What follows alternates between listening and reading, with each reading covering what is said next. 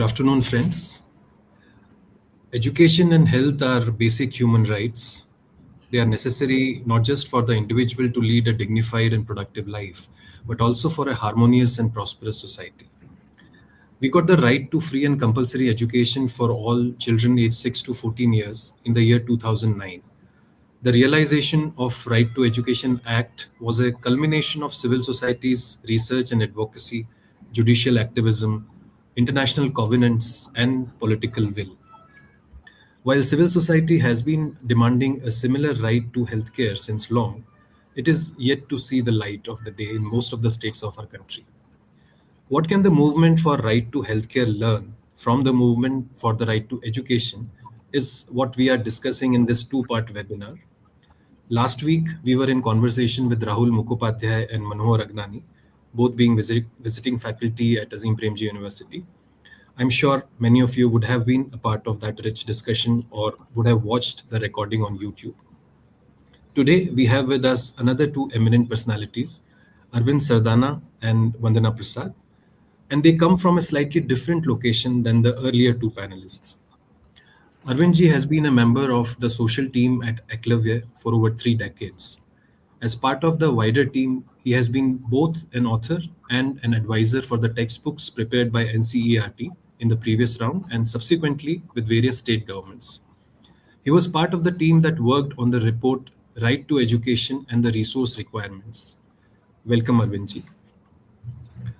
Thank you. Vandanaji is a Vandanaji is a community pediatrician and public health professional engaged with vulnerable communities for over 30 years. She is a founder member of Jan Swasthya Abhiyan, founder secretary of Public Health Resource Society, and an active member of the Right to Food campaign. In the run-up to the Right to Education Act, she was the coordinator of Forum for Creches and Childcare Services, or FORCES, and actively engaged with National Alliance for the Fundamental Right to Education, NAFRE, and other campaigns for the right to education, especially in favor of covering children under 6 years of age. Jan Swasthya Abhiyan has been lobbying for a Right to Health Act since its inception, and she was also a part of the Rajasthan group drafting the campaign response for the Rajasthan's Right to Healthcare Act. Welcome, Vandanaji. Thank you. Before starting today's discussion, I would like to briefly share the salient points from the last week's webinar. We started with a very basic question. Why should people invest their time and resources in demanding something as basic as education, healthcare, food, and work? Should the state not be ensuring these to each of its citizens by default? And we learned that while the state has the intent, there is an institutional inertia, compelling priorities, bureaucratic limitations, and weak accountability mechanisms within the system. And so, people's movement become necessary to keep the pressure on the state. Such movements are also necessary to counter market forces, which the state may not always be able to resist. And thirdly, people's movement foster a sense of collective ownership and citizenship. People then are not just beneficiaries but active participants in the governance. Next, we discussed what difference does it make when something gets accorded the status of a right. And we understood that when something becomes a right, the entitlements become defined. The system is forced to set standards and norms, including grievance redressal, for something that otherwise would have been somewhat abstract. And secondly, right bring the judiciary into the picture to hold the state accountable. It is then no more the goodness of the state to do welfare. It becomes state's duty. We also compared education and health as domains of development. We found that both are public goods and are necessary for building capabilities.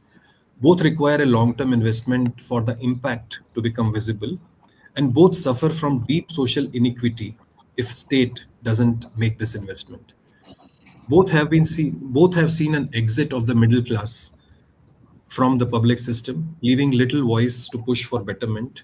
The private sector has seen an exponential growth in both education and health at all levels, from neighborhood schools and clinics to chains of schools and hospitals run by big corporate houses. And the system has been actively partnering with the private sector So we have seats reserved in private schools for children from economically weaker sections, and we have beds for patients from below poverty line families in private aided hospitals. And we have state funded medical insurance scheme that pays the treatment in private sector. Such engagements require regulations which are lax or weak in both education and health. And fortunately, there is a significant presence of civil society in both these domains. While there are these similarities, there are differences too. The need for healthcare is episodic and unpredictable. We don't fall ill every day. But healthcare expenditures may be catastrophic, and the consequences of poor healthcare services may be immediate and tragic. People die. The information gap between the service provider and the service user is much wider in health. We generally find the conversation of doctors to be a bit complex. Education is different on all these counts. And from a governance angle, education is in the concurrent list, while healthcare is a state subject. However, these domains are interdependent. Educated population will be better at maintaining hygiene, taking preventive steps, and will have a better health-seeking behavior. And better health improves school attendance and learning outcomes. We had also traced the journey of right to education movement and the right to healthcare so far, and what the latter can learn from the former. We will be deliberating on these and other key questions with our panelists for today. Arvindji and Vannaji, sorry I took a long time. Would you like to share some initial comments on this context before I start with my questions?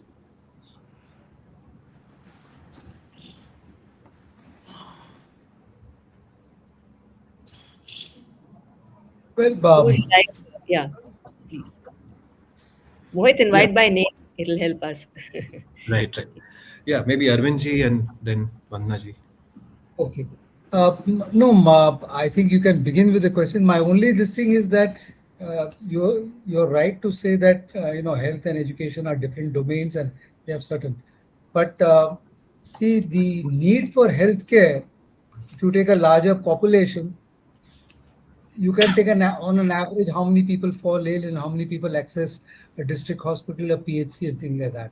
So if you look at it in that manner, an individual may be not falling ill every day, but a district hospital would face hundreds of people every day, and the efficiency of these systems determine a lot. I'll speak about this later, and I think I have some rethinking on the views whether on concurrent and state list. It's a debatable point, but we can get into that somewhat later.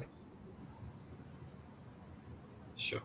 Thanks, Mohit. Yeah, just a few brief, just responses, reactions, observations. I mean, I think that you're being very, very kind in your analysis of the role that the state plays, and you assume that there is a strong intent, and there is a Uh, yeah. So, but I think that we must understand that the state is really part of entire society and participates quite actively and quite powerfully in the distributions of power, which includes the private sector. So the state private sector or the state economic policy divide is not necessarily factually correct, though theoretically and conceptually it is perhaps intended to be so. So I mean, I think there's a lot more that can be said about the analysis of the role of the state, and that's also important because that also defines why people's movements are very important. So I think that correct law and policy that is meant to create equality, that is meant to restitute kind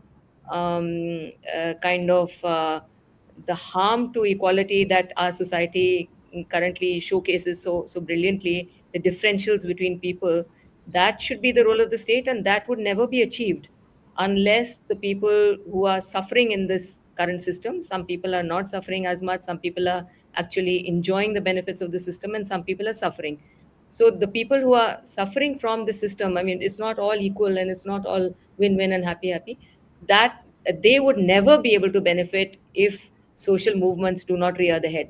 In the history of mankind and the history of all rights, it has only been by through a process of struggle of Struggle. demand and so on and so forth, that all these rights have ever come to place, be it the suffragette movement for the women's right to vote, or anything, be it Yeah. against slavery, or it's that is the fact of the historical Yeah. fact of things. So So that's why never I think handed that over. yeah, is really important. So I think that needs to be just underlined, that if you're really thinking in political terms and analytical terms, and thinking in terms of rights the way we should be, then people's movements are of paramount importance, because it's not that the government won't do something as a welfare state. Of course they will, and they do. But does it justify the language and the discourse and the domain of rights? That is really the question to be asking.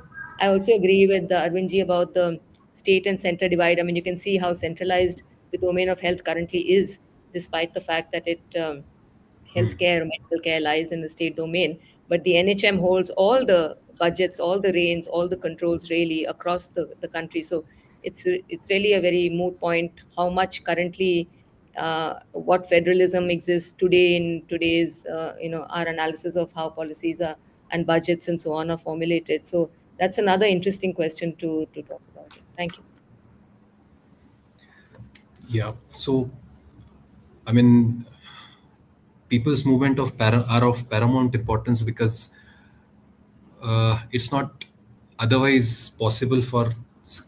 I mean, it can't be expected of state to act on its own, maybe on issues that really matter, and to ensure equity, which is central to any development domain.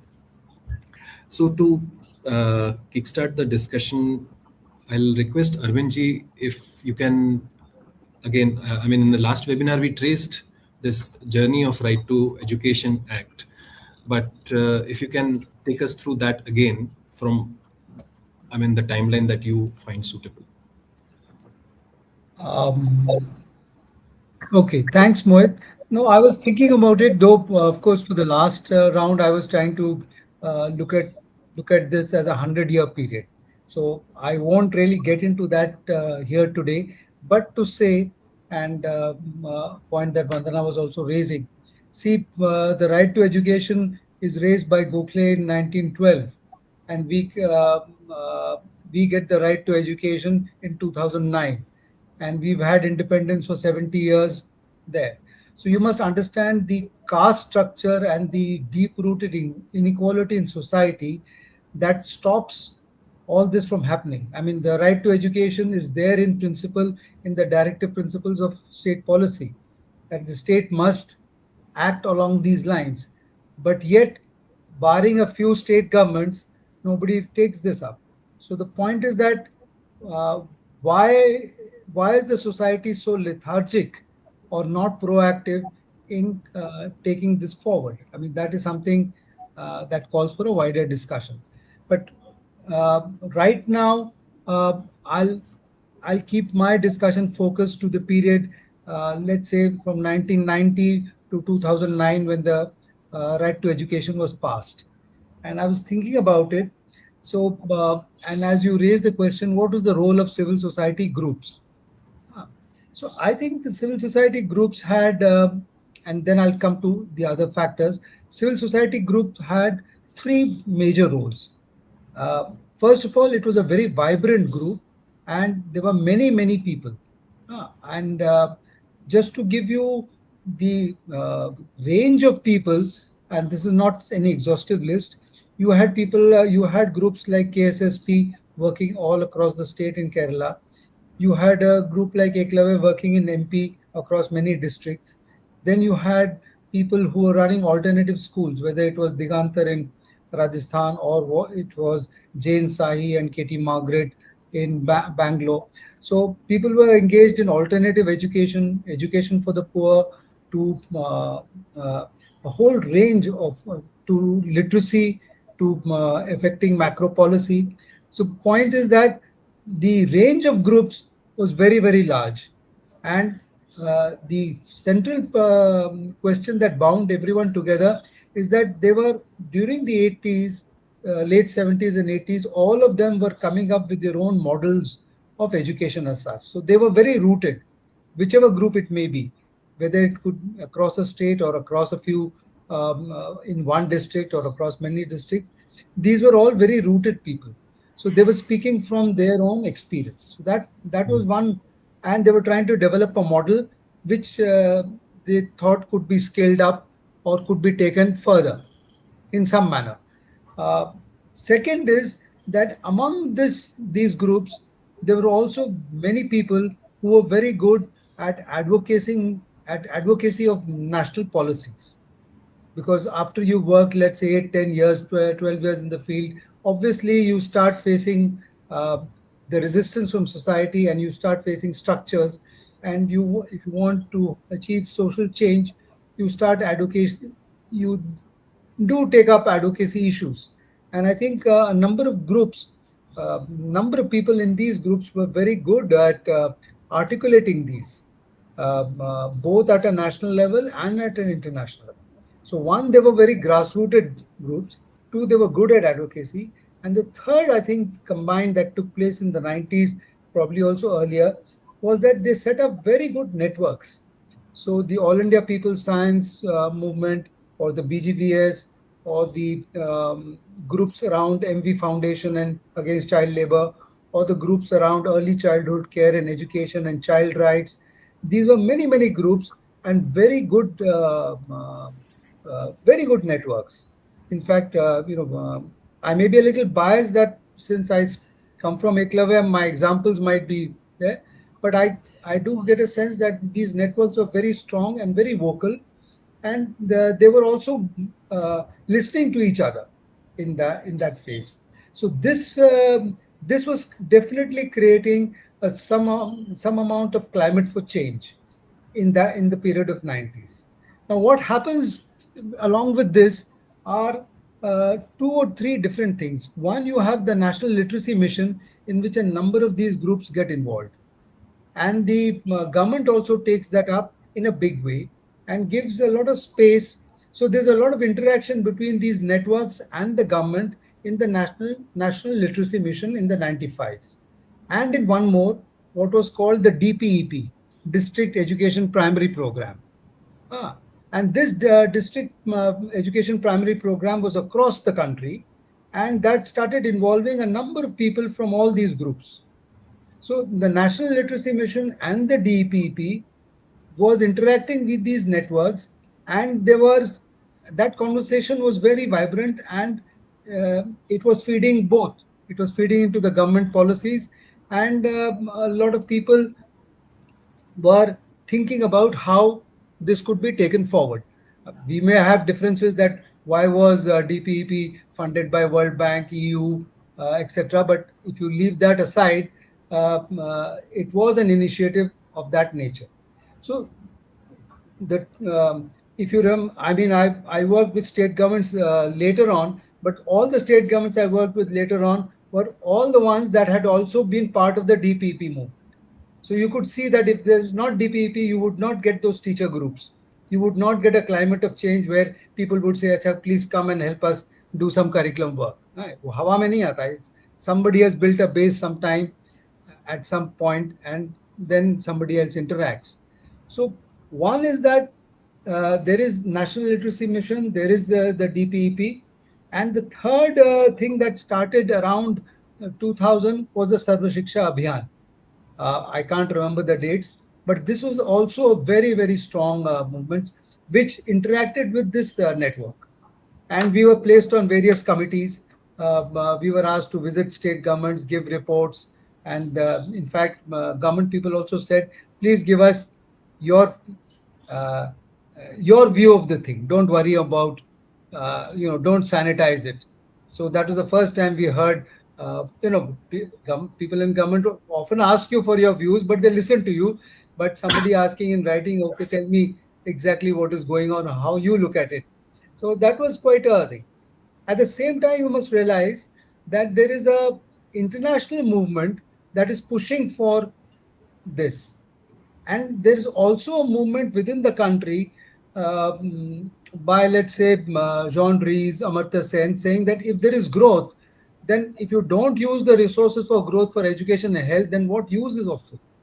I mean, all over the world, it's absolutely clear that it's only when resources if there is growth has taken place, and only when these resources are redistributed into health, education, employment, do they bear fruit. Otherwise, it will only lead to greater inequality. I mean, this is so there was pressures of that nature. And I and another fact that I would like to add, now that I was thinking about it since you asked me that question, I think when I compare when I came in here in the 80s to the late 90s, there has been a change in demand for education. See, what has happened is that if a large number of people have gone to government schools in the late 70s and early 80s, when they become adults and they become parents, uh, their aspirations to send their children to school was very much higher. So that don't underestimate the silent revolution that takes place by the expansion of the public system. So if you have a public system which has expanded and spread forward, it will have a second generation and a third generation effect.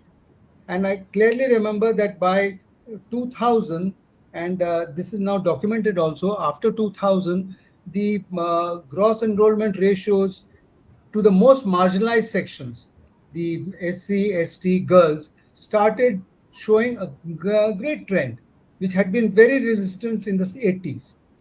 So, and they started responding to what we may call incentives in the sense of the right midday meal scheme, incentives to provision of bicycles, incentives to free textbooks.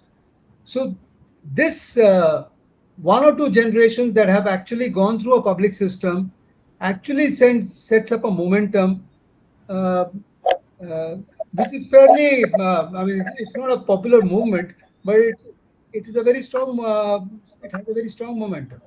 So what I'm trying to say is that these civil society groups, along with these government factors of national literacy, Sarva Shiksha Abhiyan, DPEP, started raising this question in a big way. And as I explained, the political forces uh, who were earlier a little resistant always were hiding behind lack of resource thing. They were actually hiding. They always hide behind two things. Uh, कि education के लिए resources है नहीं और ये नहीं, which I think is a total smoke screen. We can take this up separately. And the second thing they hide behind was कि अगर हम education में पैसा लगाएंगे तो इससे कुछ निकलेगा नहीं, इसका outcomes नहीं होंगे, things will not work. So it will not it will not be effective. I think this kind of view started getting challenged, and this actually got challenged in the NAC set up by under Sonia Gandhi. And you must remember that this right does not appear in isolation. So you have the right to food, you have the right to employment in Manrega, and you have the right to education discussed by the same group and putting up a together face, which made it very difficult for the uh, both within the bureaucracy or in the political power to just sideline it. अगर हम अकेले होते तो कुछ समझा के हमें दे हाँ ये सोचेंगे देखेंगे इसके बारे में बातचीत होगी, but this became quite powerful, Ramanji, this coming uh, together of these rights. Yeah, yeah, I sorry. mean, listening to you, I mean, many things parallel in health were coming to mind. Vannaji, did you also हाँ. feel like that? I mean, Yeah, the kind of, absolutely. Yeah, yeah, you took the words out of my mouth. So if you we analyze things broadly, it's very similar story. What we can point to is that you have to see the interplay between an overall environment that is created by the governments in power, by global stakeholders, what the UN is doing, etc., etc. What the pressures, international and global pressures are upon a government, the government's own perspective in terms of liberalism or welfareism, and so on, and then grassroots movements and institutions, which Arvindji pointed to. He mentioned the NSE, I will mention a few others. So essentially, it's an interplay between these things. When somehow, fortuitously, serendipitously, the elements kind of work together in all these areas, is when you're able to make a kind of accelerated move. Otherwise, secular trends will continue to go a little higher, a little lower, that kind of thing. So it's the same thing. I mean, Yeah. I can start the story from the 1990s in a very personal sense, but you know that whenever we teach about the right to health, you would maybe take it back to at least the Bore Committee. I mean, and the Alma Ata Declaration. So we can start from the 1940s, just pre-independence. There was already a very mature vision of what we needed in terms of healthcare systems, and probably we could not have even done better from that point of view. We had the whole concept of primary healthcare already in place within the global community, and then we had the Alma Ata Declaration to say health for all by the year 2000. We've had several committees along the way in India. I think one that after which we didn't really see a really even a halfway decent one, though we've critiqued all of these, of course. But they all had their strengths, and they all said basically some things which are very similar. So the HLEG, that was headed by Professor Srinath Reddy. I think that was the one that also put UHC, the whole business of universal healthcare, into perspective for us within the rights framework. We had the Supreme Court judgments that came that linked the right to health with the right to life in the 1980s and the 1990s. So there's no end of this interpretation that the right to health is a solid fundamental right that is already present in the constitution in some sense, and but it does need to be enacted and defined. Now, Jan Swasthya Abhiyan, as maybe one of the primary actors, I would think, in any concerted movement or push for the right to health, came about in 1999 as a preliminary to the year 2000, because we were responding to the clarion call of health for all by the year 2000, and 2000 is upon us, and where is health for all? It's nowhere. And I think most of us did understand the role that the right would play. We were not naive to think that it would give us everything, but we all agree, as with the right to education, that it's important. And it's within that framework that movements and all of us can actually get some grip and get some leverage. So the process, for the right to health has started there. Now there are some highlights that I think I need to mention within that sometimes you don't get the legal thing, but you get a very strong policy equivalent. Now the problem with that, why should you not stop at a policy equivalent? Because it can go away. When I mean, a parliament changes, a government changes, it can all be done away with. Not that laws can't be done away with. We are seeing that laws are being altered fairly easily when you have a very very powerful government in majority and very weak opposition. So that can also happen, but obviously laws have a stronger weightage as compared to policy formulations. So for us, I think that the National Rural Health Mission was one such watershed moment. And again, we have critiqued it in our own groups. We have debated all these things. All these committees have been debated. All the drafts have been debated. And the fault lines are more or less the same. They're to do with privatization. They're to do with, you know, uh, essentially user charges and so on and so forth. But otherwise, there are a lot of similarities. But the National Rural Health Mission said a lot of what we wanted said within a health policy. And again, this was not even a policy; it was just a program. But it has really set some kind of policy stage, and it it it showcased what an act should really ideally lead to. Of course, the ideal never comes into play in implementation, and nor did that. But it, for the first time, brought in communitization as a fundamental kind of pillar. It brought in flexible financing, brought in many of those elements. It brought in for us the health worker, the community health worker, a very important piece. It brought in for us the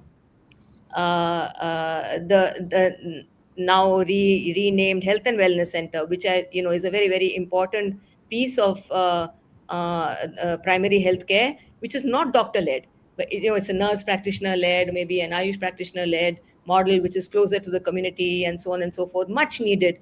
It also brought in insurance, which we have gone on to critique a lot, which has taken us quite far away from the right to health in some ways. And again, it's too technical a thing to start debating here. So, meanwhile, in all this policy environment where we were all playing some kind of a role, there were also models on the ground that have been very critical. No? So, we can talk of the Aroles and their experiments. We can talk about the Gadchiroli experiment that the Bangs did. We can talk about how in Karnataka, PHCs were taken on by some large NGOs and so on and so forth. And then All these were also part of this Jan Swas Abhiyan, this nebulous movement. Now, unlike the right to education, the right to health never, though conceptually it was framed in, again, none of us are short on thinking. So it was framed in such a sense that there were trade unions there were women's organizations there were mass organizations who were fundamentally members of the Jan Swas Abhiyan. But the people in the lead and the people who were doing most of the, I would say, background, in inverted commas, technical work and so on, remained doctor-led NGOs that were primarily working in health, for the fundamental reason that was defined in the previous meeting, that health, it comes across as a technical issue, and we have not perhaps worked hard enough to make it a people's issue in the language that it demands, to demystify health, to make it understandable as a common daily need, rather than this episodic thing that we have been talking about. So even in the campaigns, I think that the kind of broad platform that came before the right to education, where we were involved from early childhood care and education point of view. I mean, I'm a doctor, but I was very, very closely involved with the right to education from that point of view. So that comprehensiveness never has really, in my opinion, this is my personal opinion now, come in the right to health movement. And so while it has remained quite strong and quite together in terms of pushing for drafts, formulating drafts, pushing through the National Health Systems Resource Center, pushing to the ministries and so on and so forth, we've not really achieved a groundswell in the same way as perhaps the right to education did manage to do. And finally, what do we have today? I mean, we have one right to health care act in Rajasthan. That's it. And we have a clinical establishments act that again came quite early. I think it was 200 and 2010, 10. no? Yeah. Yeah. And about 11 states, if I'm not mistaken, have taken it on. And in terms of implementation, it will be far worse. Yet, has the health sector not gone ahead at all? No. So this is the other thing, no, that if you have the demand, if you have the will, you don't necessarily need an act to make it happen. If you have an act, it helps you. If you have an act and you don't have the demand and the will, the act cannot go too far, though the act is still useful. So these are the paradoxical things that we all understand about social legislation. And we need to be working in all these spaces. Now, unfortunately for movements, they need to be working at all levels. I think that we are pretty harsh on ourselves, but at the same time, it's also a fact. You need to be the ones to provide ground level evidence. You need to be the ones to provide the logic, the research, the arguments. You need to be the ones who are putting in the PILs, the plaints under the Right to Information Act. You need the ones to be doing casework and doing relief work with the people that you engage with at the community level. If they're having a sickness, you need to be working with them to be able to get something done. You need to be the ones to be working at state level also, at central level also. You need to be the ones doing the budget analysis. It's a hell of a lot of work which is broadly done voluntarily with no funding. Most of the times, maybe a very thin secretariat might be funded at all. But so it's a huge amount of work. And without mobilization, without true representation from mass, this, we say mass movement, the right to health has never been a mass movement. But without that kind of true representation, we are just touching parts of the elephant in some very small way, which doesn't necessarily add up. And within us also, there's so many differences of opinion because we are all very opinionated. And but broadly, we bring a broad consensus also. So I think when we talk of strategy, I'll talk more about what would work better. So I'll stop here for now.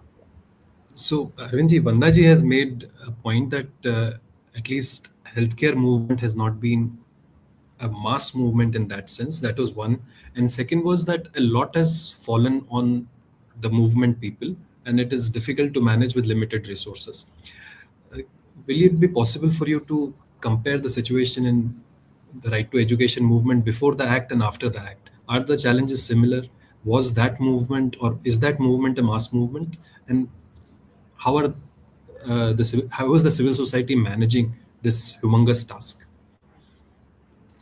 Uh, See, I won't do too much comparison because that for that you require a little bit more work. But to be blunt, I would say I don't think we should delude ourselves that these are mass movements. Mass movements in the sense कि लोग बाहर आ रहे हैं और protest कर रहे हैं कि यहाँ स्कूल बनना चाहिए, ऐसा होना चाहिए, वैसा होना चाहिए, और they are taking to the streets और मोर्चा निकाल रहे हैं, चीजें कर रहे हैं, वो हो रहा है, पॉकेट्स में हो रहा है, बट ये कोई मास मूवमेंट उस तरह का नहीं है. हाँ, but all the more people who are associated with that are associated with very solid ground level work. And they have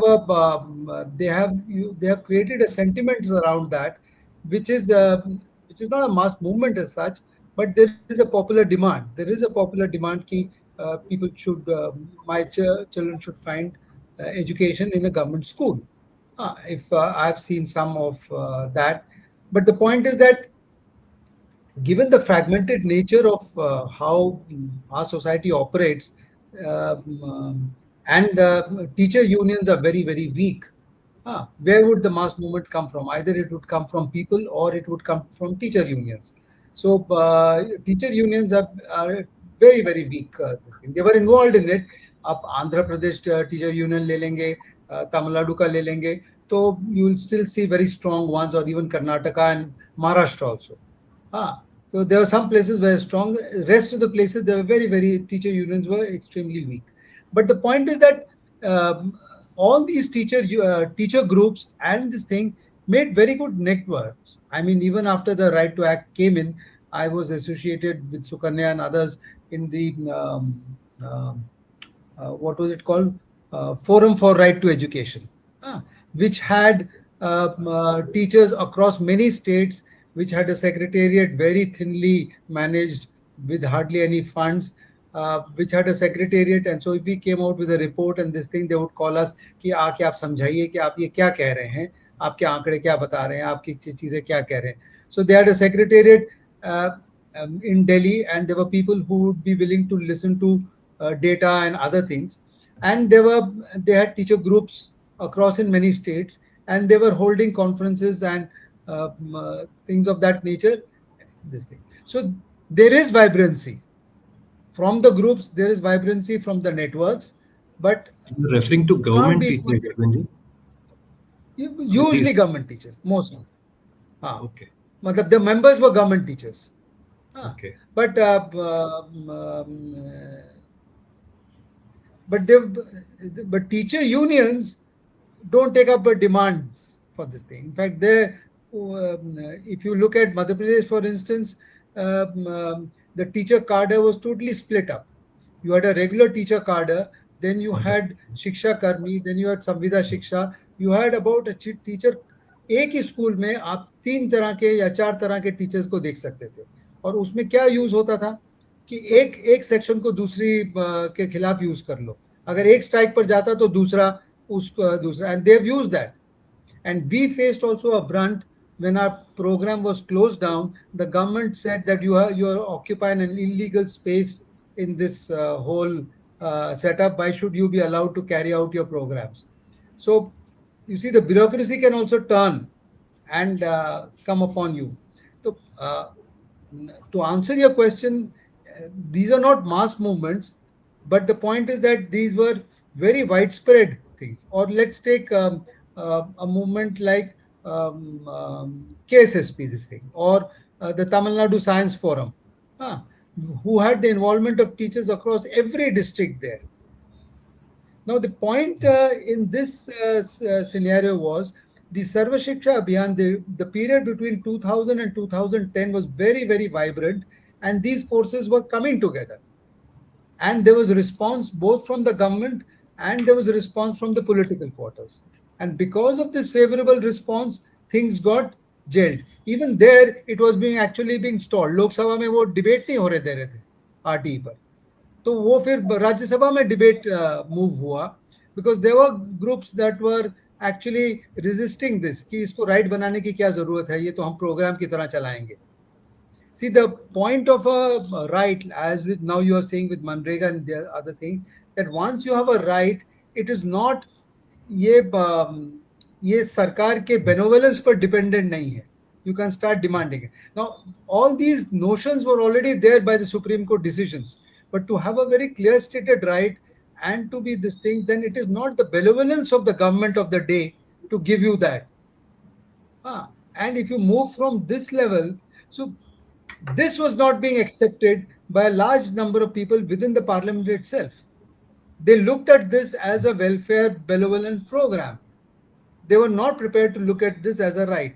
सो आपको ये भी समझना पड़ेगा कि वहां भी एक विभाजन है, which because of these pressure groups with in the let's say political this thing plus the pressure from outside plus civil society got this into function. And if you look at the passage of RTE post that, you can see all the defaults. uh, uh, you have the right to education, but you have a complete withdrawal of the state from the right to education. अब हम उसके बिल्कुल उल्टा उल्टा चल रहे हैं. So पर राइट having बनने a के बाद right, तो हाँ मतलब हाँ, that's exactly the point I'm trying to say, कि राइट बनने के बाद आप सोचोगे कि इसमें एक एक्शन प्लान आएगा, इसमें पैसा आएगा, इसमें मोटिवेशन आएगा, एनर्जी आएगा. हाँ, इसमें कुछ चीजें आई और आज की तारीख में बिल्कुल उल्टा है.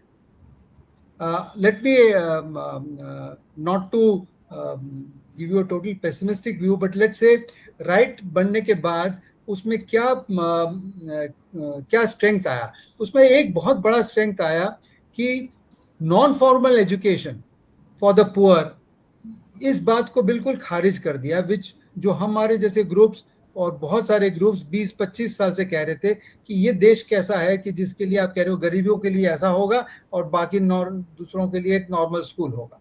सो there would be no such thing as a non formal education centre. There will be a school for everyone. हाँ, there is one and a quality school for everyone. सरकारी स्कूल जिसमें ढंग से पढ़ाई हो रही हो, quality education for everyone. This became accepted in principle and I think that has definitely percolated. उसका एक पर्कुलेशन इफेक्ट है उस फायदे का. सेकंड फायदा ये हुआ कि the right was being held up by the Supreme Court, but increasingly you could see that they were the Supreme Court judges therefore also were being helpless. आप आप एक राइट को होल्ड अप कर रहे हो, पर सरकार actually is not expanding education where required. So what does the judge say at the end? You will see a judgment by the JNK government just as recent as a few months back. Basically, they say that the state has the right to regulate the fees of the private school. But I would like to say that the state must increase its presence and improve and increase the presence of government schools. अगर ये state government schools को बढ़ाएगा नहीं, उसको ठीक से चलाएगा नहीं, तो ये right by itself will get होलोड out. And it's being held up by the judiciary, but it is still very very fragile. वो कभी भी टूट सकता है. But it's actually being, after it has come as a right, the strength of the judiciary has also got an extra strength to assert education as a public right. These two things were right. What has not happened? Let me give you just 3 points of what has not happened. There's a very high demand for schools. Okay, I'll put it in one sentence. We did a study in Delhi. I won't get into the details, but despite what was our government doing? Our government was trying to improve the governance of the schools,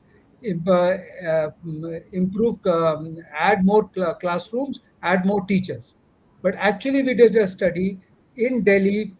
You require 632 new government schools if you want to address the demand of education in Delhi. Delhi को आप 4 हिस्सों में देखो. मतलब you forget the planned Delhi, which is 25%, but you look at all the other parts of Delhi, the 60% of Delhi which is from uh, smaller, the lower middle class to the urban poor. अगर उस हिसाब से देखो, you require 632 new government schools over the next 5 years. This is a study we did 2 years ago, but nobody wants to, and that can't come about till the central government gives permission to open, gives you more land. So the point is that uh, who fills the vacuum?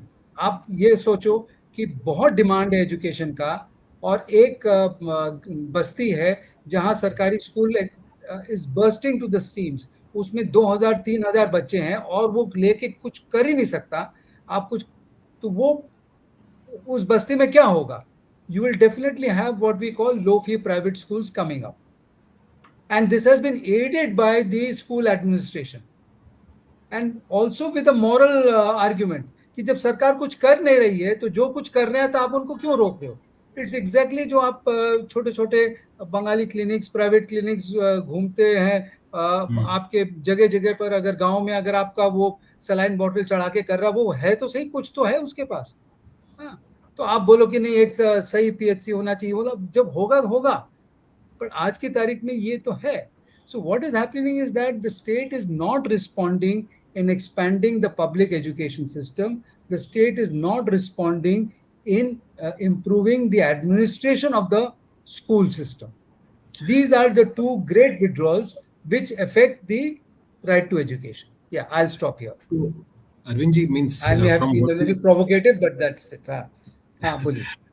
मतलब जो आपने JNK का decision coat किया और जो दिल्ली का example अभी दिया, so even at the time of passage of this और discussion of right to education bill, ये कॉमन स्कूलिंग की बात हो रही थी कि पूरे देश में स्टेट फंडेड एक ही सिस्टम होना चाहिए एजुकेशन का.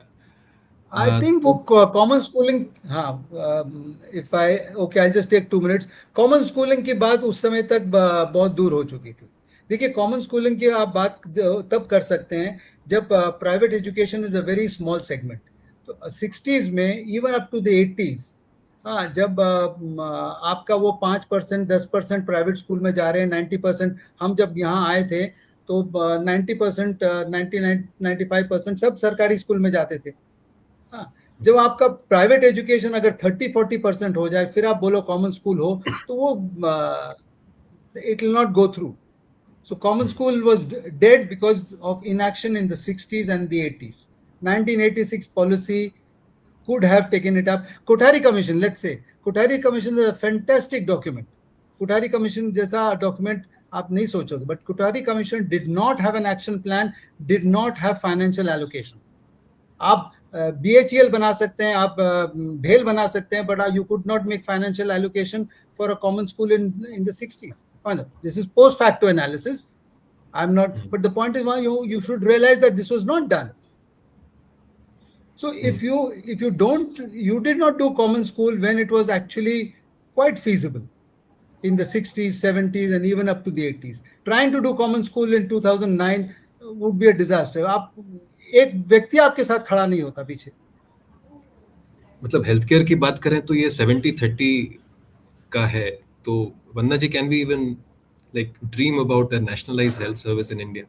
Yeah, I was looking at the chat box, and that's what people are saying, ki, and here it's even more critical in some sense because, profiteering from ill health is completely, I mean, absolutely illogical. No, I mean, it's completely inimical to health. If you make a profit from people being more sick, why would you invest in people not getting sick? So, I mean, it's a fundamental flaw, and yet we are 70% privatized. So, I don't see any scenario where you can escape the private sector and nationalize it and to shift to the public health spaces. Though I think there are two things to say here that at least there's some kind of when you whenever you speak in generalizations, we always catch ourselves and say actually it's not true, but only it's partially true, it's slightly true, it's true somewhere, it's not true somewhere else.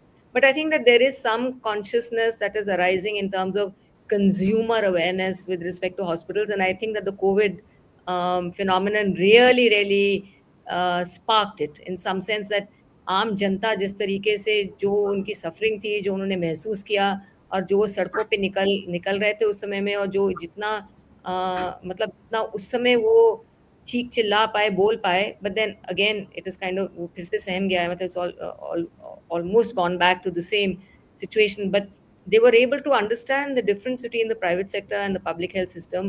They could appreciate and see that the public health system was standing with them, struggling against all struggles. I mean, look at the investments. We've never had more than 1.1, 1.2% of the GDP in all governments. That's right. Governments. उससे क्या ही अस्पताल चला लेंगे हम, क्या कर लेंगे? But this made something that as I earlier said, something that was a mystified technical thing of health and medicine come so alive in a mass way. Everybody was facing it, everybody, all across the country, and it was visible in your face. And I think that provoked certain things to happen which were unprecedented in the health movement against the private sector also, in favor of the public system also, against the public system also, in the whole thing, in some messy way. Unfortunately, we were not able to harness this into a movement. I mean, this was a, like the COVID itself, which came as a tsunami and then has succeeded, this kind of interest out of desperation in health also, we saw this spike and then we have seen it settle, but hopefully not all the way down to the baseline. So I think that there is some consciousness and some awareness about the costs in private sector, which is a, something to play with or something to leverage with. Because you see, when we speak of harnessing the private sector, as somebody, Deepak Kumar, has been raising in the chat, say, why can't we nationalize it? Janta nahi chahti hai bhi na. Matlab, what are the aspirations of people? People aspire to be using the same hospitals as their ministers are doing, all of us are doing as a middle class, corporate hospitals, and so on and so forth. So the aspiration remains the same for people who have even a little bit of money, leading often to catastrophic, expenditures and so on. But even a little bit of money, the narrative that has been built, partially true, is that the public system will not service you, will not give you quality of services, will not give you timely services, and it is a real struggle. You look at the outside of AIMS, look at the lines, that there are there. So anybody with a little bit of money wants that ease, wants also their perception of quality, and wants to go to the private sector. So the demand is not necessarily of public health systems. So in terms of demand is not there. In terms of the whole business of health as an industry, nobody is invested in it. I mean, government is, on the one hand, we're talking about right to health, maybe in some government circles, sometimes when the mood takes upon them. But on the other, we're really investing in the health industry.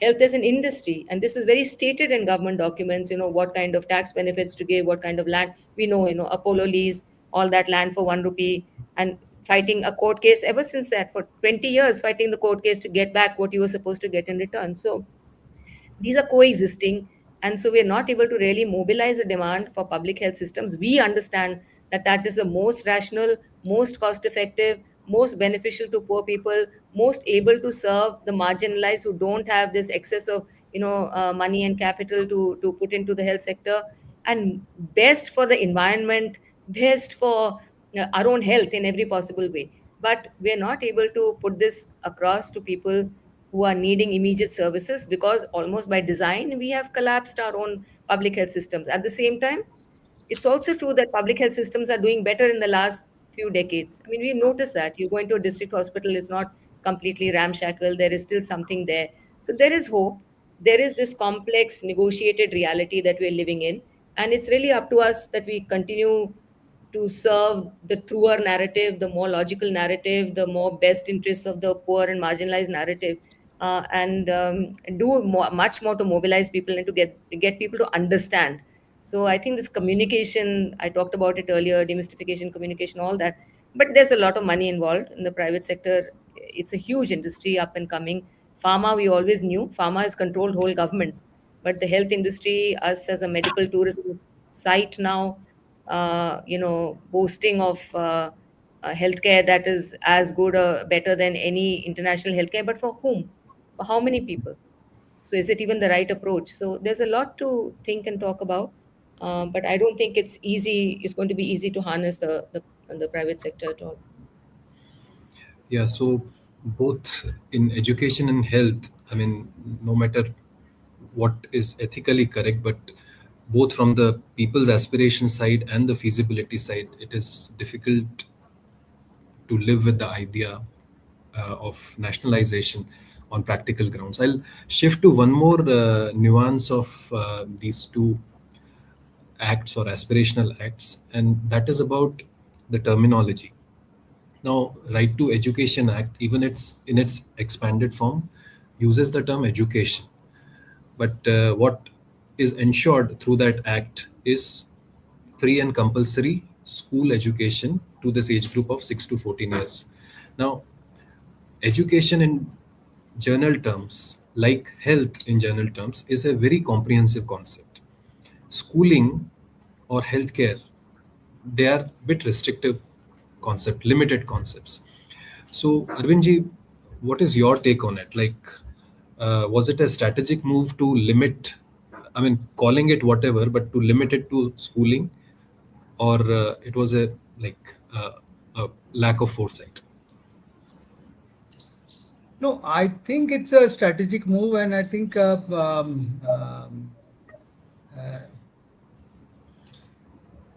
see, politically and socially also very well thought out. You can um, um, you think wider. You think of a wider perspective. You have a wider philosophy.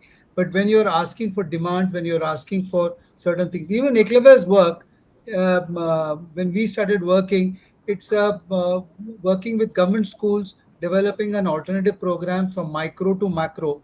So again, you are developing it in one subject. You'll say एक subject में करके क्या हो जाएगा?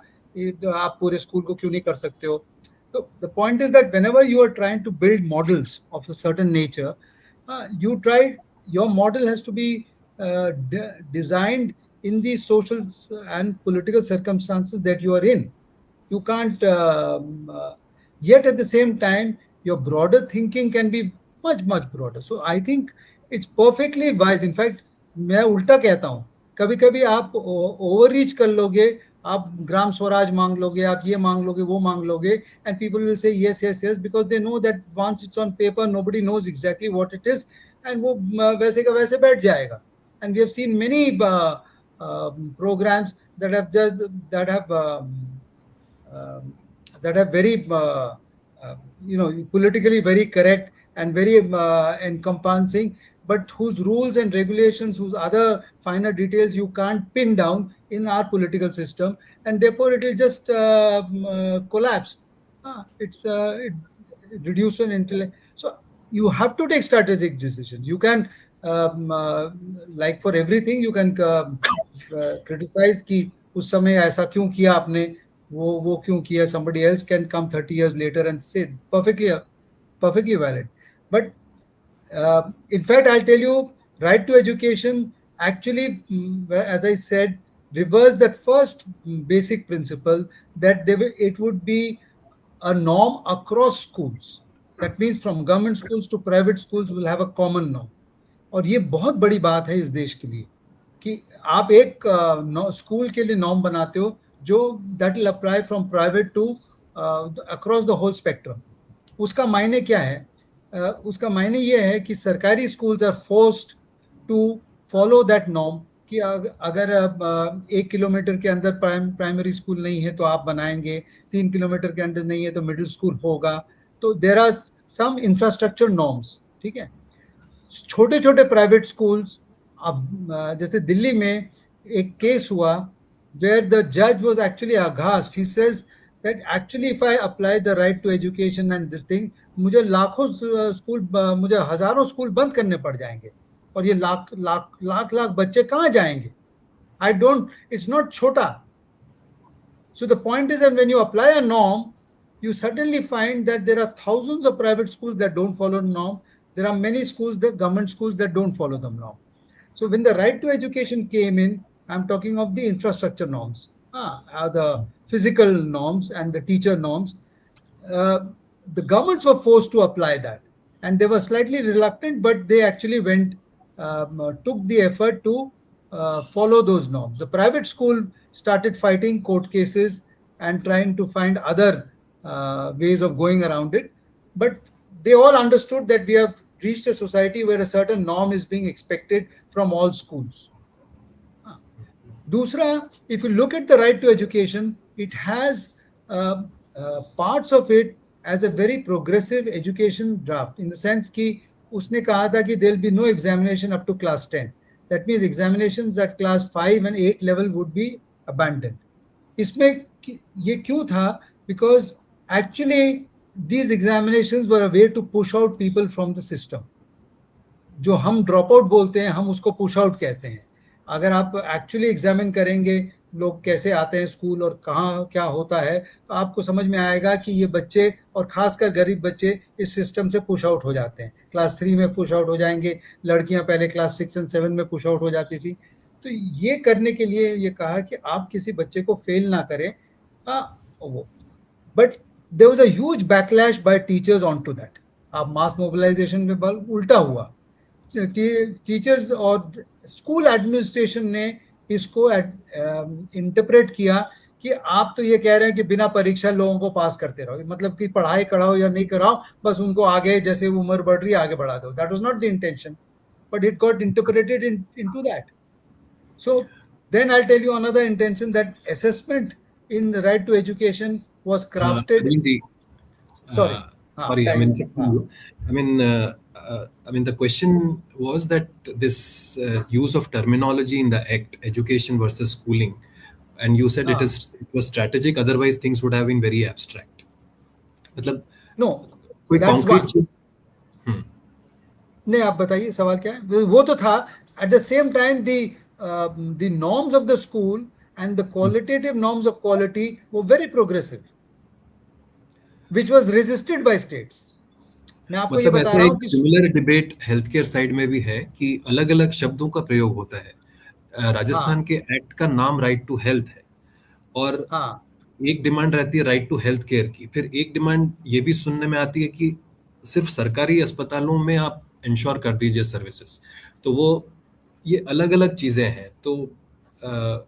वंदना ji, how do you see this? हाँ, Arvind ji, you finish and then maybe Vandana ji. I just add to that. तो exactly यहाँ भी वैसा हुआ कि आप स्कूल के लिए एक नॉर्म बनाइए, चाहे वो प्राइवेट स्कूल हो या सरकारी स्कूल हो. स्कूल के लिए एक कॉमन नॉर्म होगा, and they will be a regulatory body that will ensure this norm. अब वो काम करता है नहीं करता, वो दूसरी बात है. और दूसरा, the state has a right to regulate the private schools. वो पहले भी था, बट ये उन्होंने छोड़ दिया था. तो राइट टू एजुकेशन आने के बाद वो प्रेशर आ रहा है उन पर थ्रू द कोर्ट केसेस कि आप प्राइवेट स्कूल्स को रेगुलेट करिए. ऐसे नहीं था कि दिल्ली में ये पहले भी था, बट वो उसको करते ही नहीं थे. But because of the right to education, it's coming back that you must regulate the private sector. Or the private sector is arguing you cannot regulate us, and you let us operate as a business under Article 19(1). और supreme court कह रहा है कि article 19(1) is the school has to work as a trust, and it should be under the right to life and right to education. So the publicness of the education is being held up there. The private schools want the publicness of education to be disbanded and a pure market norm to be operated. और ये struggle अभी courts में है. ये सब इतना parallel लग रहा है ना हेल्थ से.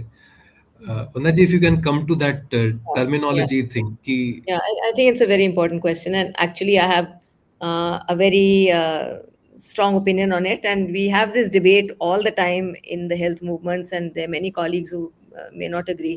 So I think that it's very important to make this distinction because, see, if you define health as a state of complete physical, mental, social, some would add spiritual well-being, it's everything. Matlab, is there anything in human existence or life that does not fit into that? Water fits in, livelihoods fit in, housing fits in, roads fit in, climate change fits in, everything fits in. So how do you, I mean, like it's impossible to think of one single act that encompasses all of health. And also the guarantee of health, how do you guarantee health? There are genetics, this is part of the argument, part of the debate. And it's not helpful, I feel, to get into this. Also, we are not experts. The people who are drafting the Right to Health Act or assisting it are not experts in all the other domains. Is education not an important social determinant of health? It is for malnutrition. It is the most important, more important than any direct intervention you can possibly make. Maternal literacy is the most important. So should we put maternal literacy into our act and right to healthcare act? So I think this is really it's a facetious argument to say that we should make the right to health. It's impossible. It should not be done. It will be too vague, too ill-defined, too broad, too vast. So it should be the right to health care, but then it should not call itself the right to health and then deliver on its paper right to health care, because healthcare facilities are the smallest tip of the iceberg of health, and that realization is equally important to preserve.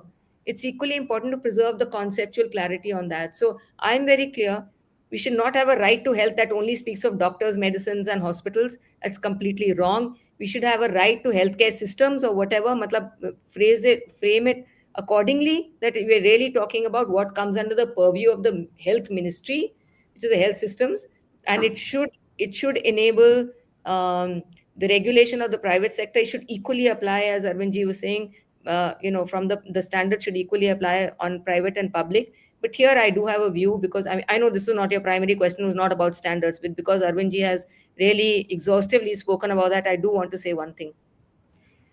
Standards it's again, it's a very paradoxical situation. All of us who are experts, we want standards, we want this aspirational thing to be there in the act, because we want to define what is good, what is bad, and where we should be aiming for. At the same time, they invariably, if they're implemented strictly and with the intention to actually finish off, they are used most successfully against the most poor and the most marginalized, because that's where the systems will not correspond to standards. How do we get away from this? There is no two ways about it. We have to think in decentralized terms. This is not a term that has come into the conversation up till now at all. Unless we can think of decentralized decision making on we are living in multiple Indias. There is no one thing that will correspond all across the board to all classes, all castes, all villages, all segments, all states equally. It's impossible. It's an impossibility. It's our job to resource well, resource adequately, resource equitably, and then leave some leeway and leave some flexibility and some ground for local decision making. This doesn't mean, again, laissez faire. This does not mean everything goes. It means there are certain sets of non-negotiables, certain sets of rules which are broad, and they should be like, everybody needs food. Like, I don't see why people ask me, where is the evidence? Where is the evidence for every single thing these days? We should not need to prove that everybody needs oxygen and food. But what that food menu should contain, why should Delhi dictate that all Anganwadis will be served the same food? Is it meaningful? Not at all. Why should those standards be set in stone like that? Because they invariably go against us. So we have to find this tricky combine between the top down, the bottoms up, the non negotiables, the flexibilities. We've got to have that intent to allow space and to allow progression. And I think that this politics of standards is also who sets the standards, who are they applied upon, and with what outcomes. These are very, very tricky and very interesting questions in all movements, and they've been the source of much debate. But in terms of health, healthcare, and so on, I think it's pretty clear cut. We should not debate this too much. We should go for healthcare systems, and we should have acts that really enable healthcare systems. And even there, we need decentralization. We have the Kerala experience, and we have the whole institutionally supported decentralization of health that has only been possible in Kerala, really, where doctors' salaries will come from panchayats and so on. Why have we not even thought of translating this into other areas? Yeah. Thank you, Vannaji, for bringing these the other side of standardization. Like Clinical Establishment Act, one of the arguments against it is that small nursing homes will suffer because of it, and similarly, good And mission manufacturing hospitals, practices. yeah, NGO run and mission hospitals as well. Yeah, and similarly in pharma sector, when we say talk about good manufacturing practices, then the smaller setups which are performing as per standards, they tend to suffer in some sense. So standards also have the other side to it. And another But thing that I you brought. just to complete that, because again, we should not feel lost. There are ways out of this. People have been able to define how to do this properly, how to make standards in such a way that for example, you would say these are the standards, that this is what would not apply for not for profit, and so on and so forth. This is the support that would be given for X number of years to achieve the standard, and so on. And so it's not a polarized thing between that extreme and this extreme either. There are studies and cases of how to manage this problem. Yeah. Right. Uh, So we have, yeah, Arvindji, you want? can I just make one comment? Yeah, please. Just one or two comments. One, of course, somebody talked about nationalization and things. I think one should be very clear that we move very far from that stage. See, basically, we are talking about um, a, a, a strong government sector, which is actually whose delivery systems are effective, and there is public trust in that. And if you have a private sector, there's always be a countervailing pressure. So if you have both system operating at whatever ratios you might think of, uh, but if you have both systems operating, there is always a countervailing pressure. And the second thing, what economists many years ago in 1970s pointed out, when you have public systems and the public systems are accessed by a large section of people, then the trust in those systems increases. So what we are facing in schools today is the declining trust. If you have a declining trust in the public school system, uh, in certain pockets, you can't create a unless that is built up by some factors. You can't create an alternative scenario. So that's my I mean, it's like a two-way thing, no? I mean, trust comes yeah. from availability and quality of the services, and then That's the right. other way also. That's right. So, right.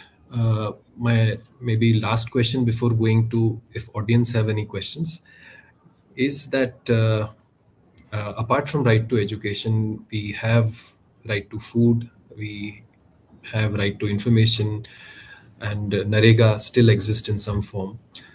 Uh, what can this ongoing right to healthcare movement learn or be cautious about based on whatever limited success from these right to education, work, food, all these campaigns?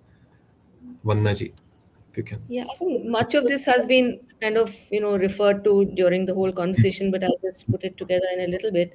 That I think that for anything to be successful, as I've been saying, you need the top environment, the political environment, and you need the bottom up, kind of the groundswell, the movement, people's mobilizations to occur successfully at the same time. Now, for the top down bit and the political environment, I think that all of us need to realize that we may be experts in some domain, we may be, but how interlinked they all are, and that if we must, if we want to save any of this, we really have to fight in a political way for a different society, for a different vision, and for a different kind of construct, systemically, structurally. And it's only within that we're going to get what we want for health, education, for livelihoods, and so on and so forth, for peace and security, for environmental justice, for agriculture. So uh, I mean, it's our lack of ability that keeps us restricted, to certain domains. But at least in our thinking, we must be very aware that today, for example, the whole world needs a political change. And unless that happens, our work is going to be infructuous. So we must simultaneously be fighting for that political change. And that brings to us the linkages that we would be making with other movements. There has to be a connect with other movements, because we should be able to see that we cannot have health without livelihoods. We cannot have health without social justice. We cannot have health without equality, equity. We cannot, all these things have to happen simultaneously. So I think that building these larger connects in a very political way, to looking for political change. Then coming to the fact of movement building, I think it's again very important. The health movement it does realize that we cannot have an expert NGO led movement. I mean, that's not a movement. I don't even call it a movement, actually. It's not that it's nothing, it's very important. We need the expertise, we need these NGOs, we need all this, we need the resources, everybody to back. But back what? It has to come from people who are suffering, who are struggling directly. Even now, I mean, like, we're having this conversation. Do we have a direct representation? You might have heard something very, very counter intuitive and very, very politically incorrect. Maybe if you had invited people directly from people who have struggled on the ground with healthcare systems, you would might find that they have not even thought about right. They have not even thought about right to health, and that brings us to the situation we're in, where we need this, we want this to happen. We understand it will help everybody, but who all is understanding what? So I think this direct representation, with all its risks, that it perspectives are going to be very different, sometimes wrong in inverted commas. Every patient who fights with a doctor, who beats up a doctor because they feel that they have been badly done by, it may not be right, but just doesn't know. Now I think that it's our job to create these conversations so that we can be more on the same page, that we can demystify health itself. We can bring things technical. I've been doing this for 30 years now. I mean, my one of my jobs is to make technical things available to people who have never gone to school, and they do it brilliantly. They work them brilliantly. So I have full faith that any of this can happen, and it's a right also.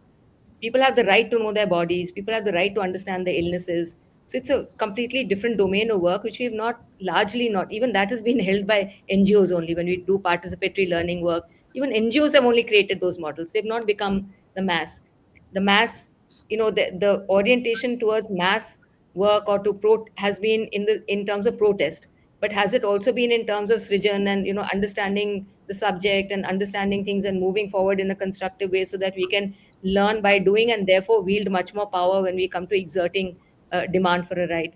So these are the challenges for the movement, which means we, as I said, conceptually we had women's movements, we had trade unions, but it is much more now that we're having a conversation, say, with Anganwadi workers unions, with ASHA workers unions, um, not so much still with doctors, but to some extent with doctors. So I think that we must move out of our technical expertise zones, and really and give that leadership space with whatever that takes and the cost that it might bring also, because that is the only sustainable option. We should always be there in support, but we should not be necessarily, we have taken leadership always. I mean, the middle class has led in this country in every possible way for everything. I think that unless this changes, we're going to tukur, slowly, slowly, sometimes go up, sometimes go down. And sometimes, like I said, COVID, we didn't make COVID happen, but it did do something. It did something more dramatic than we all managed to do for a long time. So we need to be opportunistic, of course, and we need to be able to do that. But I think that the biggest challenge today is of that alternate vision, uh, where there seems to be rather more chaos than in our times when we were growing up as whatever you might want to call us, activists or workers or community-based workers. We had a far stronger grip on a particular vision. That vision may be considered to have failed, but just now there's this vacuum. Hopefully this vacuum and this churning will lead to something that is quite solid. I believe it will, but I think it's our job now to actually consolidate that rather than fight on very very narrow nitty gritties. So I think a more comprehensive, more whole approach, a wider approach, more more liberal approach than traditional, say, Marxist view on of of systems and so on and so forth. I think these are the things that we need to really debate and discuss.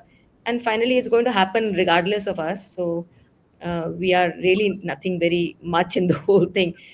Things happen regardless of us at all times, many times. And I do believe that human beings will be fighting for their own well being. And it's our job to find those fights and to support them rather than to lead some very minute, very technically correct fight somewhere in some ivory tower. So that's what I think that we need to do in the future. Thank you. Thank you, Anna. Arvindji, any comments on the right to implement the implementation of RT? How can it learn from other movements, if anything? How can RT learn from other movements? Yeah, I mean the That's the question. implementation. But yes. See, I think it could, but as Vandana ji says that, you see, today let's acknowledge the fact that we are in a political space which is anti-rights. Uh, uh, if you look at all the actions that are being taken place, the policies that are coming forward, actually the rights discourse is being challenged very strongly. And even अगर आप आसपास के politics में देखेंगे तो लोग बोलते हैं कि आप हकों की बात नहीं करिए, आप केवल हमारे ड्यूटीज की बात करिए, thing like that. But that may be rhetorical, but actual अगर आप चीज़ों को भी देखेंगे तो you are in a very different space. वो आप राइट स्पेस में अभी आप एक बहुत मुश्किल उसका दौर है. दूसरा,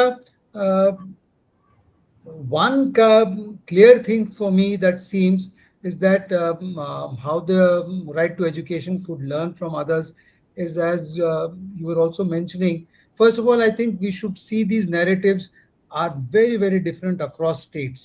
Within the state भी बहुत फर्क होगा, but क्योंकि ये state subject रहा है, और in fact I am glad that the health state subject रहा है. In fact the demand should be कि वो keep it as a state subject but increase the fund for it. ये बेनिवोलेंस ऑफ द सेंटर अब नहीं चलेगा. जो हम पहले सोचते थे 86 में, ये बेनिवोलेंस ऑफ द सेंटर था कि सेंटर आएगा, सर्व शिक्षा अभियान आएगा, ये होगा, but they come as programmes, they come as benevolent things.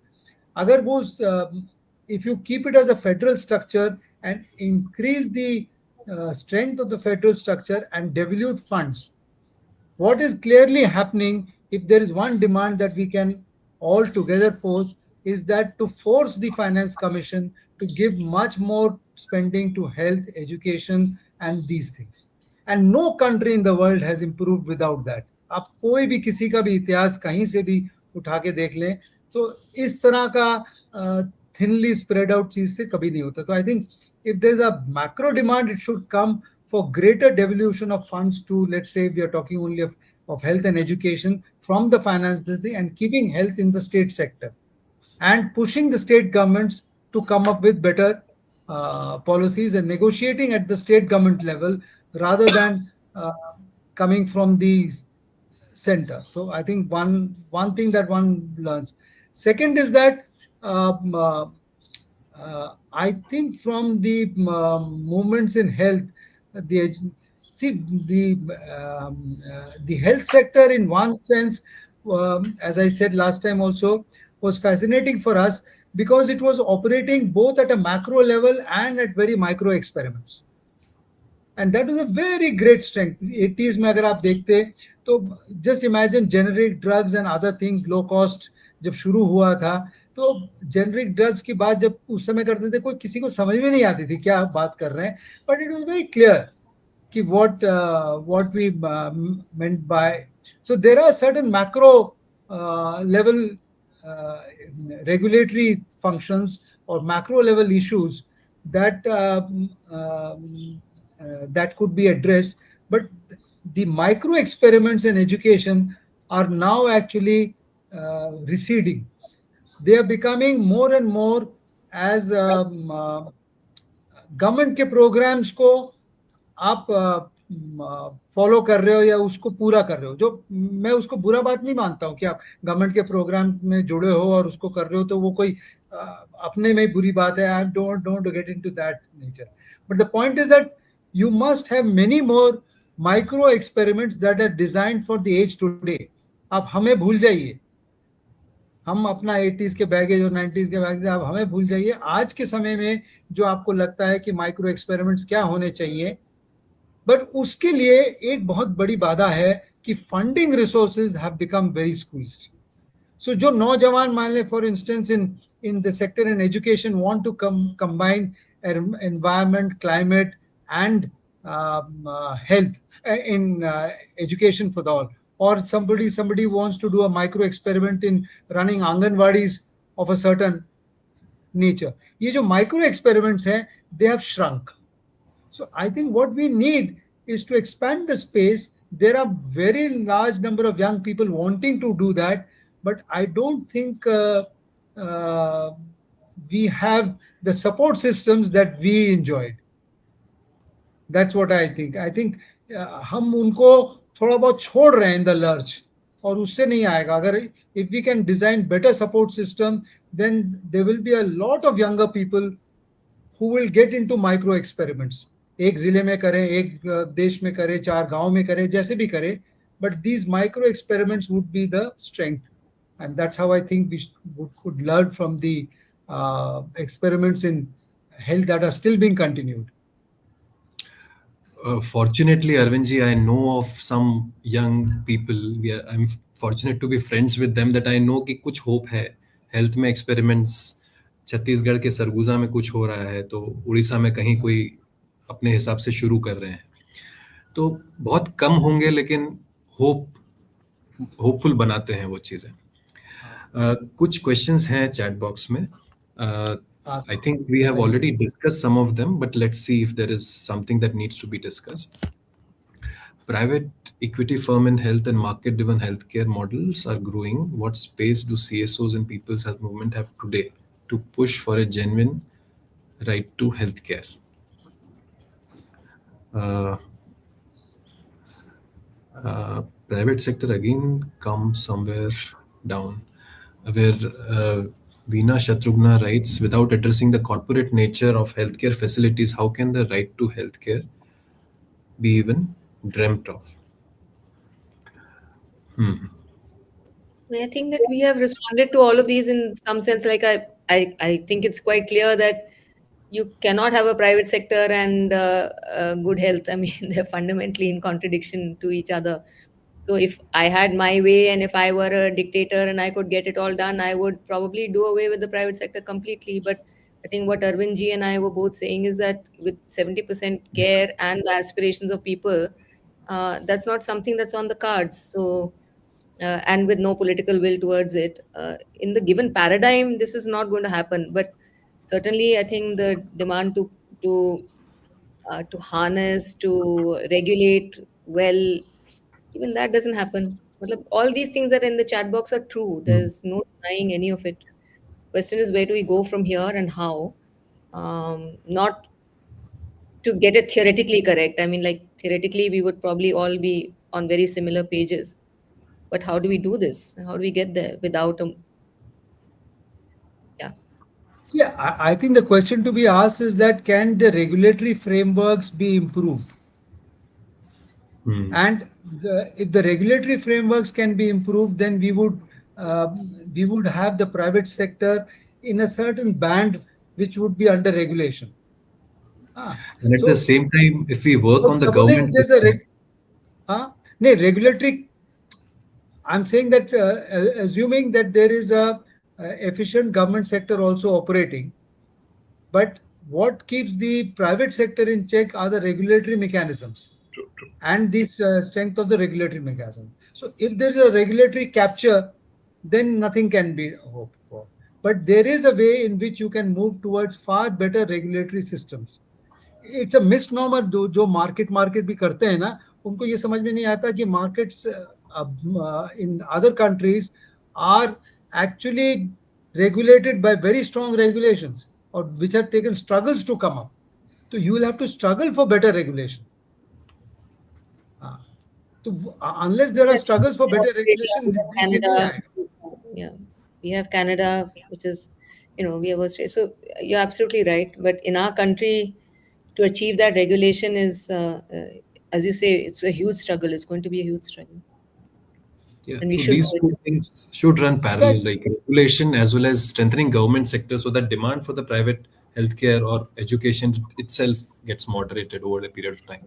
So I said that the act should be healthcare it's the systems, but both private and public. Public to be strengthened in this way, and private to be regulated in this way, and both have to happen simultaneously. There's just no two ways out of that. But let me just make a comment. Today, in education, we are actually you can learn and not move towards what has happened in health. In the rural areas, we are 70-30. 70 is in the public. For education, 70% remains in the public space. So if you, what is already there in the public space, if you don't strengthen it and make it better functioning, make it better accountable, make it more decentralized and responsive, you will move to the other way around. तो आज हमको health से सीख के देखना चाहिए कि it should not move into the other ratio. अब you understand कि अगर 30% अगर प्राइवेट में है, in the rural areas it's almost 60 to 70% in the public. So the demand for education in the public sphere is very very high, but is not being addressed. Invisible हो रहा है वो. तो यहाँ डिमांड है but उसका supply is being ignored. True. I think it's worth just again we haven't said this, but the private sector is not some homogeneous whole, na. So I think that's quite important. That's That right. That's right. so the corporate private sector is very different from the informal Ah, private sector, ah. the informal health workers who are there. So even in rural areas, you'd find the same. I mean, you won't find Apollos and Max and Fortis at all, na. So it's only the public health system, but you have a huge network of informal providers who have some capacities and who have some accountability to the community. Again, again, debatable how to work with them and so on is another matter of debate. But yeah, but the corporate will go wherever. The problem just now is that all resources are being provided. We want more resources, but resources are being provided in such a way that in the name of providing health services to the poor, they are being shoveled and channeled through insurance and so on to the private sector or through subsidies to the private sector. So when the overall thinking is कि किसी भी हालत में किसी भी तरीके से by hook or by crook privatize ही करना है, then whatever you do, whatever, I mean, I would say something very provocative that in the given environment that we have today, I would rather not have a law than have a law. I'm telling you, I would sometimes I think to Ah, myself that I would rather not have a commission than have a commission that is working as the power arm of the the forces that I'm keep us all so, busy and kuch ho yeah.